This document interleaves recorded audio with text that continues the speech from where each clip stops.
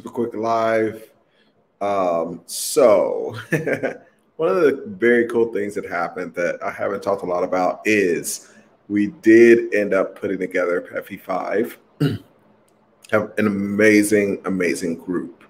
And the thing that is unique about this group is, I had the opportunity to put together a all-female fund. When we looked at the applications, we looked at the people who were interested.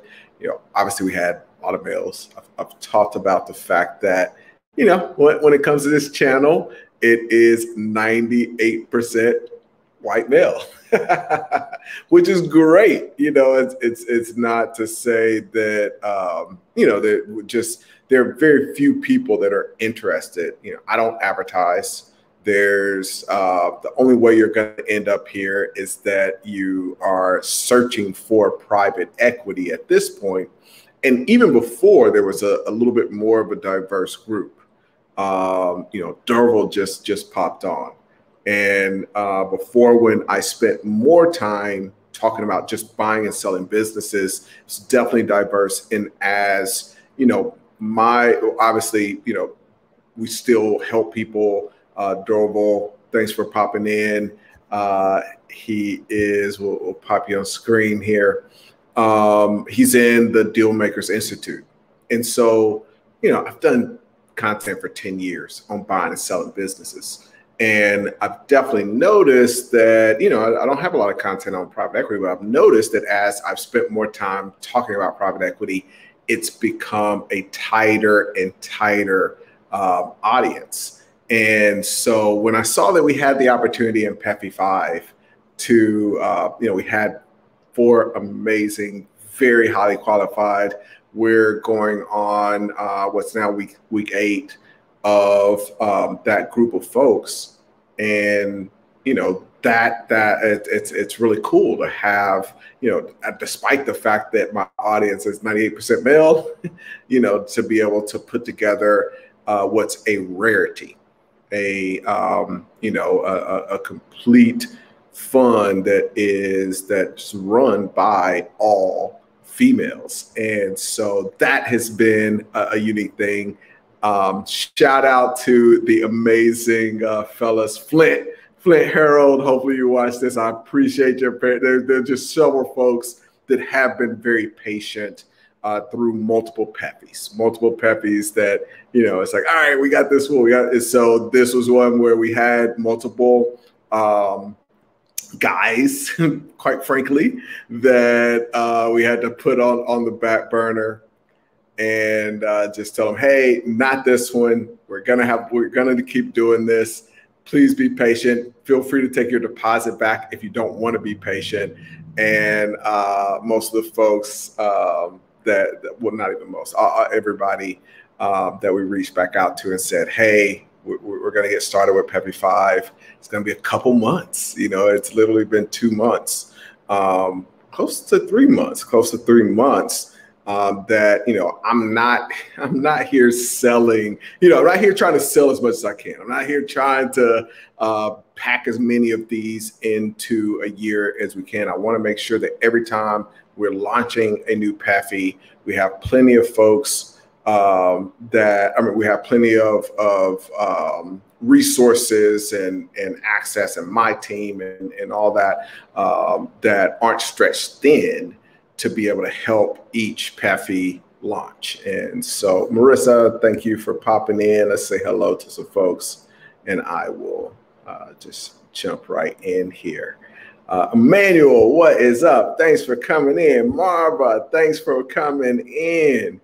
Breon, I appreciate you. Dr. Glock, I appreciate you coming. Hey. All right, so this is a good question to start off. How do you join the Academy? So obviously, I'm talking about the launch of PEFI 6, but we always are getting people started in buying and selling businesses with the Dealmakers Institute. You can go there, www.dealmakersinstitute.com. Oh, we're live on LinkedIn. LinkedIn's been blocking the lives for a little while, so that is awesome. It's obviously still not working all the way because there's no way that you have a LinkedIn account and you don't have a name in your LinkedIn account. Like you literally can't open an account without putting your name in. So the fact that this says LinkedIn user as opposed to name means that there's still some kind of technical difficulty, but it's just great to see that LinkedIn user is here, because that means that we are on LinkedIn. So thanks for saying hello. I certainly appreciate it. And it's AJ that gave us his name. So that's cool. So let's go back to Dr. Glock. How you join the Academy? Dealmakersinstitute.com. Go there. You can set up a call. We'll jump on a call with you, make sure it's the right fit. You know, one of the things with everything that I've done, you know, I was talking today with a couple of my partners on the company that we're taking public. And, you know, looking back over my income over the last 2 years, was talking about the fact that, like, you know, majority of my income actually ended up coming from crypto, which is, you know, just a rarity because of the last 2 years. And then, you know, secondly, it's directly from the businesses that are owned. And then outside of that, from, you know, my, you know, kind of personal investments. And so my income from, you know, being a guru, as you might say, is very minimal. Like my percentage of income is very, very, very small. And so one of the things that allows is that we're really interested in working with people that want to do deals. And we've even shifted. That was one of my things, Curtis and I, who's the CEO and doing an amazing job running Dealmakers Institute. A big part of what we're doing there is we want to do deals. You know, I'm so proud of just the number of deals that are getting done. It's a very small group. You know, you have the gurus that are teaching buying businesses, and they have hundreds of people that are going through the courses, but how many deals are being done? You know, we end up getting those people coming to us, and they're not getting, you know, it's like they get the deals done once they come to us. And I think that it's a very tough thing to just say, watch these videos and go do deals. And so we want to cultivate that relationship. We want to bring money to the table. We want to partner with you. Like, I don't talk about this stuff because it's a way for me to get money from you. I talk about this stuff because it's a great way to make money. If it's a great way to make money, let's go make money together. And so that's the philosophy with Dealmakers Institute. That's the philosophy, obviously, with the private equity fund incubator, where, you know, it's a little bit different because I'm literally putting over $100,000 of my money in each of these funds as a minimal. And so one of the reasons that I have no interest in just, hey, let's just pack these up. You know, I want to take time. I want to take time with the amazing team that is PEFI 4. Shout out to y'all. I want to take time with the amazing ladies of PEFI 5. Shout out to y'all. And all of PEFI 1, PEFI 2, PEFI 3. Each one, I want to make sure that they're doing it because, hey, they're managing my money. You know what I mean? So I want to make sure that they're ready to go. We're going to win together. So that's very, very exciting. And so I want to start this video off. We'll do our normal question and answer thing. But I wanted to say we are finally ready to roll with PEFI 6. I figure, you know, we'll go through this process. We'll be able to hit the ground running by the beginning of the year, building the fund. And it's just really cool. It's so much fun. It's so much fun to start a fund from scratch and see some of the paradigm shifts that people have as we go through case studies. And one of the coolest things is, you know, when we first started this, it was all new. PEFI 1. Shout out to the fellows of PEFI 1 doing an amazing job, because I was kind of wading through new waters. And it's cool now. We're at a point where I'm talking about, we're going through the case studies, and with a lot of the case studies, like, and this ties into a deal that we did in PEFI 1. And here's a case study from our own incubator. You know, this case study ties into PEFI 2. And so, yeah, it's amazing what Eddie Lampert did with the acquisition of Kmart and leveraging the shares of that to take over Sears, and, you know, using those two together to start these other two entities. And here's a similar strategy that we did in PEFI 3.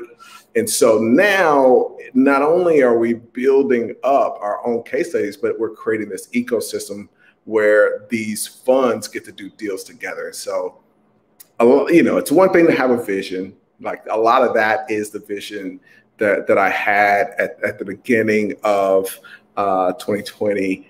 It, you know, we went through all of the craziness with COVID. And yeah, it's really cool to see all of that come to fruition. All right.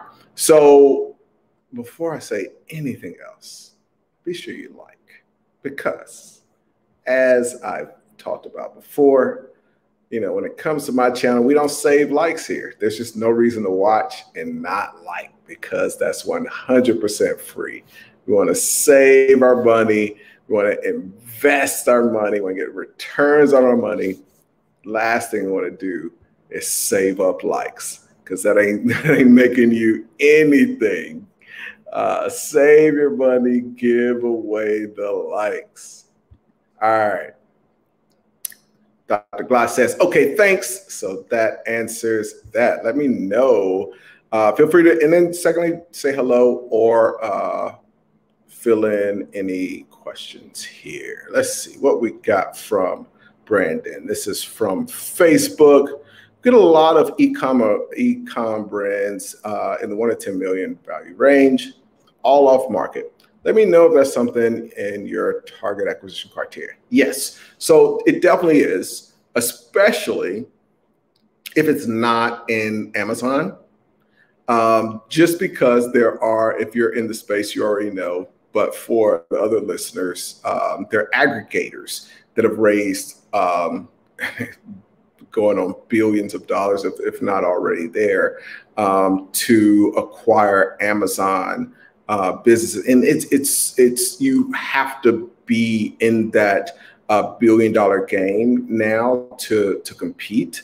And there's a lot of nuance to this, but I don't want to compete against the aggregators. There's just too much opportunity. I talk a lot about the micro private equity game. And one of the reasons that I love micro private equity is because I get to play against unsophisticated players. And what that allows us to do is, we know there's only so much capital that we're up against. And so when you've got people that are basically trying to acquire a whole marketplace, it puts you to a disadvantage. You know, just in simple terms, I wouldn't go into business in the search engine industry because I don't want to compete with Google. Is somebody eventually going to beat Google at their game? Yes, but I'm not in that business. I'm in the business of generating returns. And so the last thing I want to do is be at a disadvantage because I'm trying to compete against someone who is basically vastly out-armors me. It's an army that, you know, I already know, okay, they can beat us, they can squash us like an ant. And there's too much money, especially right now. There's just too much money to be made in the micro space where you can compete against other micro businesses, that I don't want to be in a game where I'm competing against some monster that, you know, I wouldn't try to start an iPhone business to compete against Apple. But yes, those are definitely deals that we want to look at. I was just on a call. We're talking about what would end up being a $15 million deal. So literally from zero on the low end, because there are strategic opportunities. A lot of the businesses that we own, if we can find something that's even a $50,000 business, but it has some strategic value to one of the many businesses in the fund, one of the businesses that is owned by a Dealmakers Institute member. And this is one of the benefits of even Dealmakers, is that we're not just saying, hey, go out there and do a deal. We've got members right now that have just bought several hair salons from on the East Coast, in the north down to Florida. And so it's basically like this chain almost, where they're able to exchange secrets, help each other, invest in each other, even eventually create a brand that's almost like this franchise type of operation, where, you've got all of these things that, if one starts a shampoo brand, now it can be in this chain that's owned by other Dealmakers Institute members. And so, we're doing those kinds of things, obviously within the fund, but it extends to the Dealmakers Institute. And then obviously my portfolio as well. So from zero on the low end to, $15 million deal that we're considering and looking at.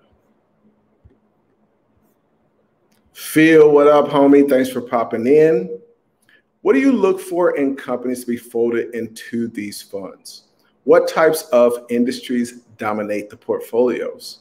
So here's what I love, because I'm very much, I came into this game without any experience in anything. I think if you do have experience, the first thing you want to do is filter the deals that you're looking at based on that. And so if you look at my initial deals in my early 20s, it was everything from an internet business to my next acquisition. Because that internet business failed, I ended up making kind of an ROI on my initial investment.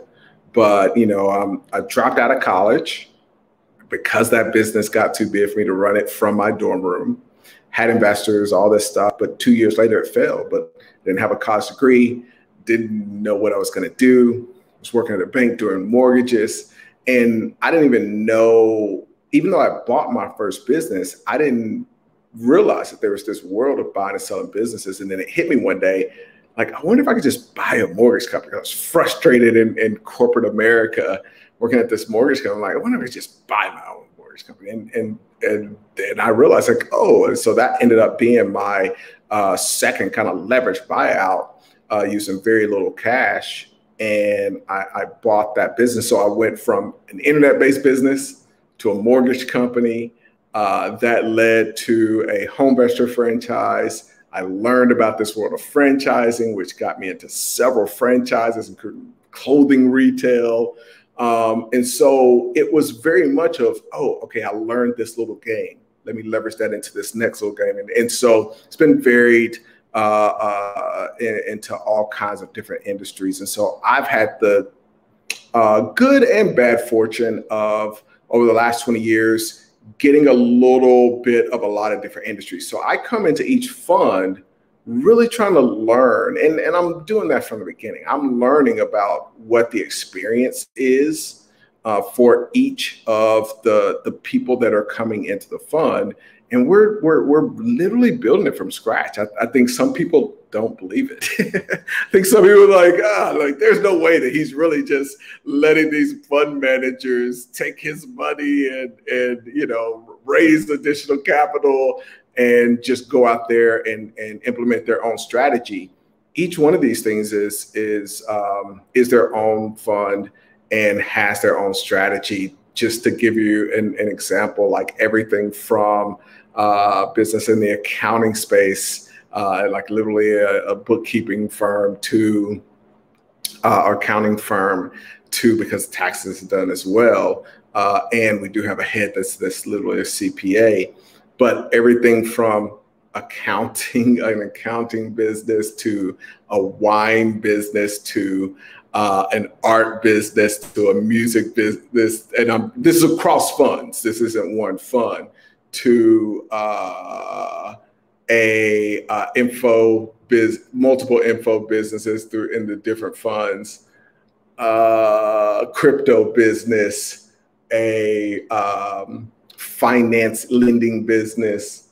What else is in these things? E-commerce, drop shipping, SaaS, agency, marketing agency. I mean, it literally, it's everything. So if that gives you, I could go on and on, but that just gives you a little bit of a taste there, feel. Let me know if that gives you an answer, or if there's a follow-up question to that. Dude, this is so it. This is life. Like this right here, what Dr. Glock says is life. Don't go where the crowd is. This is the most important lesson that I got from Dr. Mike Aiken. I've talked about the gentleman who flipped hospitals and was an amazing mentor to me. You're not the God, like you gotta train we're trained as a mechanism of survival in a tribal setting. And so this is like deep in our DNA. It's just deep ingrained in your brain at the core, is that you don't want to be going a path alone, because literally going against the tribe, going against the crowd literally equal death. And so the most important thing, I feel like, we've now reached a point where the biggest opportunities were in crypto. When I'm hanging out with a buddy and I'm sitting at my computer and I'm logged in and I'm about to buy crypto, and I'm putting together this whole thing. It's like, dude, what are you doing? What is that? I'm like, I'm about to buy some crypto, and this is 2012, and he knows, like, we've talked about this. The homie Chantel, we're chilling. He's like, dude, like, you about to put your what is crypto? Like, what are you gonna buy with this Bitcoin stuff? And it's a couple $100. I'm like, I will just buy 3 of them. I'm getting, about $600. I don't know exactly what it's gonna do, but I like what the philosophy behind it is. And I was kind of in finance. He's like, okay, so you're gonna buy it, but then, like, what do you get? And I'm like, well, like right now, just the crypto. And then he's like, well, what can you buy the crypto with? What can you buy with the crypto? I'm like, dude, nothing right now. But I think one day he's like, so you about to put $600 that you can buy stuff with and get some money that you can't buy nothing with? It's like, dog, let's go to the bar, man. We got to get out of here. You obviously need a drink. I was like, you know what, dog, you're right. And so I ended up waiting until it was about 3,000, which still was great. But, that was one of those lessons of just multiple things: who you hang out with, who you're taking advice from, all that stuff. But most importantly is what Dr. Glock is saying. It's like, don't follow the crowd. One of the things that makes me, honestly, even in this space, I get the more people that talk about this, and we're still so tiny. Nobody's talking about it, but I never want to be in the crowd. It took me a while to realize, like, oh, this is why private equity is so popular, because they don't talk about it. You guys may have seen, I erased about 400 videos from my channel, and I'm starting, to talk about some different things here. But, some of that is, there's multiple reasons that I won't go into in this video. But there's just a huge amount of value to having a tight-knit group of people that you pull together, you give a ton of information to, and you go out like the Avengers and attack the market. So yes, you're exactly right. All right, this is interesting. All right, so it says, I was one of the original brokers for Thrasio. I didn't mention the name, but I mentioned it kind of in passing when I was talking about the Amazon aggregators. And there's a lot of opportunity for Amazon and Shopify businesses in the hub, 5 million EBITDA, and the aggregators feel are too small. So here's the big opportunity with aggregators is selling. I have some friends that are selling businesses to these aggregators and are just absolutely killing it. It goes back, there's a video that I did, actually, I don't know if it's up, but I talk about the fact that I don't like marketing. The reason I don't like marketing is like, I just want to find, I don't want to have something and then go and find somebody that wants to buy it. The reason I love buying businesses is that there are people that want to buy businesses. I don't need to go and find those people. If I have the right businesses, the right business that has systems, that has operating procedures, that has a marketing system, that has profits, I'm selling at a multiple profit, there's basically this ready group of people that are ready to buy it. Same thing when it comes, and specifically, if you're doing a business in the Amazon space, if I were going to do deals in what LinkedIn user, I don't know if this one is AJ or a different person, but if I were going to do those deals, I literally would target getting to the point where these buyers are ready to buy, and you basically have your end buyer, which is why I don't like marketing, is because what marketing represents is that you've got something that you need to sell that you didn't already have the buyer for before you owned it. Sam B, what up, homie? Thanks for popping in. Man, I'm going to be in Chattanooga for Thanksgiving. Really hope we get to connect. Way overdue for a catch-up. Sam's doing some really amazing things and impactful things in an up-and-coming cannabis space. Melvin, what's up, man?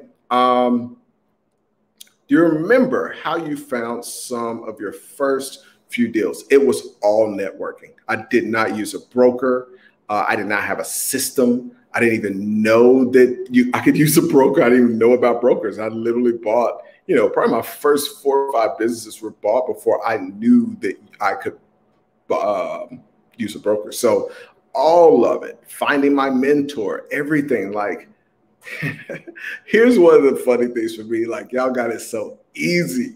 Like, it is so easy now. Like, people don't remember what it was like before the internet. Like, I was doing all this stuff literally in the infancy of the internet, and there just might as well not been an internet. Like, even when you say there's an infancy, I think you can think, oh, well, maybe there was a biz buy sell, but it was just young. And it's like, no, like, that didn't exist. None of this stuff that y'all can use literally did not exist. There's no excuse. We're in this amazing renaissance right now that's in between where when I started and like you just had to go and talk to people and meet and just get lucky, literally, and saturation. So right now we're in the middle where it's very, very easy. All the tools, all the resources, availability, the brokers, the deals, the biz by sales, all this stuff, the money, there's just more money available.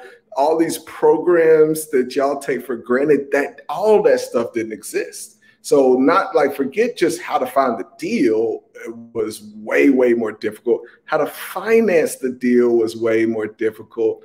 Just don't be lazy. I like, and this isn't directed towards you, Melvin, but like, yo, there's so many freaking people that just, we've been spoiled.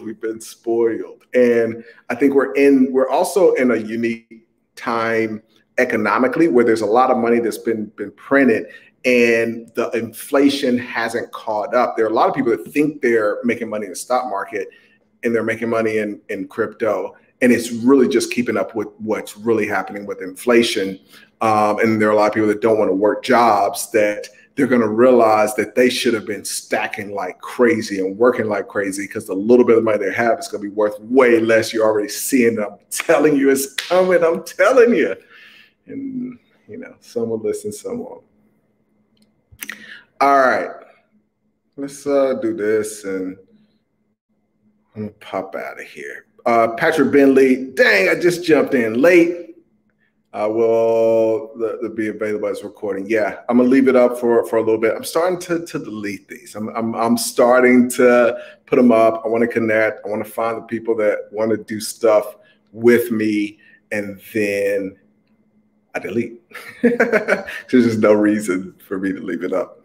So yes, we'll be up for a little bit. I'm gonna end this, and then we'll So Melvin, we'll do this as the last one. Melvin Menendez says, "It's okay, Ace. Sometimes I feel lost in the sauce." I feel you, man. Feel free, like, feel free to reach out. I'm on Instagram. You can hit me, ace.chapman. I know it's complicated times. I do want to provide general value.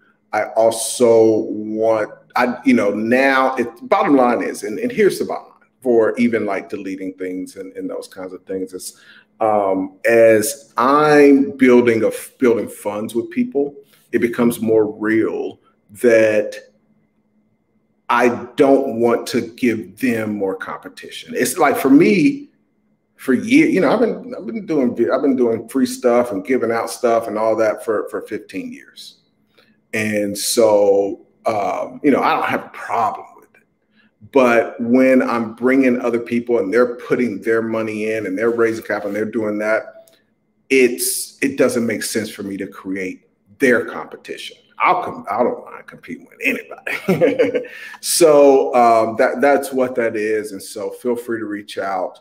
We're still doing a lot of stuff. I'm speaking this weekend in Miami. We're doing an amazing event. We've got a Dealmakers weekend coming up in January. So I'm still around, still doing things and all that. I hate to bounce out as all these are coming in. Let's see. Working for Google now. That's a great place to learn, a great place to be. Yes, I did not say that. This is, thank you, Patrick. So how do you connect? Like, if you do want to be a part of PEFI 6, what in the world do you do, right? Like, what in the world? So I did not tell y'all that. Hit Nori. I'm putting this in. I don't know if I send a chat, if it goes to all of them or not. But it is Nori at Financier Bank with a C in bank as opposed to a K. And cool. So it does. It goes to all the different platforms. So Nori, at financierbank.com, send an email if you're interested. You can go to acechapman.com. I would say send the email because you get a little bit more priority, because we get a lot of different leads that go to acechapman.com. But do both. Why not? So that's how you connect. We're going to do PEFI 6. I'm starting those interviews. Shout out to the folks that have been patient. Definitely appreciate it. Melvin says, these videos are enough, Ace. Appreciate it. I appreciate you saying that. I do, like I said, want to provide value for sure. Do I coach on creating funds? Yes, that is the private equity fund incubator. We actually incubate funds. Coaching is one thing, man.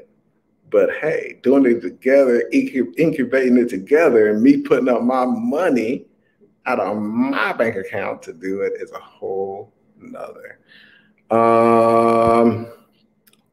Just rapid fire some of these.